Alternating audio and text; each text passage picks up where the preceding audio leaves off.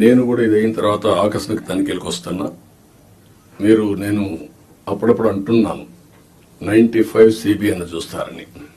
ఇంకా నేను స్పీడ్ పెంచలేదు, ఇంకా రాలా 95 CBNకి. అప్పుడు కొంతమంది తెలిసిన వాడు ఇక్కడ ఉంటారు.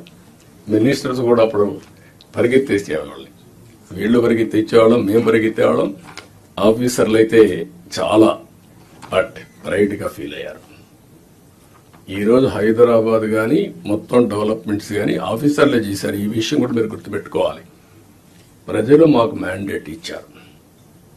సమాజంలో ఉండే బెస్ట్ పీపుల్ని మిమ్మల్ని సెలెక్ట్ చేశారు డిఫరెంట్ సర్వీసెస్లో.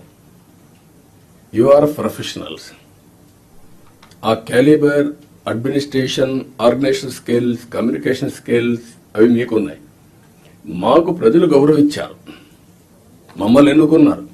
ఎన్నుకొని ఏంటి, మీ ద్వారా పనులు చేయించాలి. ఆ విషయం మీరు గుర్తుపెట్టుకోవాలి. మేము పని చేయించకపోతే మా తప్పు, కానీ మేమే పని చేయాలి అంటే కుదరదు. మా బ్యాక్గ్రౌండ్ ఇవన్నీ వచ్చినప్పుడు ఈ విషయంలో మీరు అందరూ కూడా క్లారిటీ పెట్టుకొని ముందుకు పోవాల్సిన అవసరం ఉంది. నేను వచ్చినప్పుడు ఒక అంగన్వాడికి పోతా, డ్రైన్స్ పోతా, డోంట్ మిస్టేక్ మీ. ఒకప్పుడు డ్రైన్లో IAS ఆఫీసర్లు దించిన రోజులు కూడా ఉన్నాయి. దిగి చూడమా ఎట్లుందని మీరు ట్రైన్ ఒకసారి దిగండి, మీకు ఒక ఐడియా వస్తుందని తిప్పి చూపించిన రోజులు ఉన్నాయి.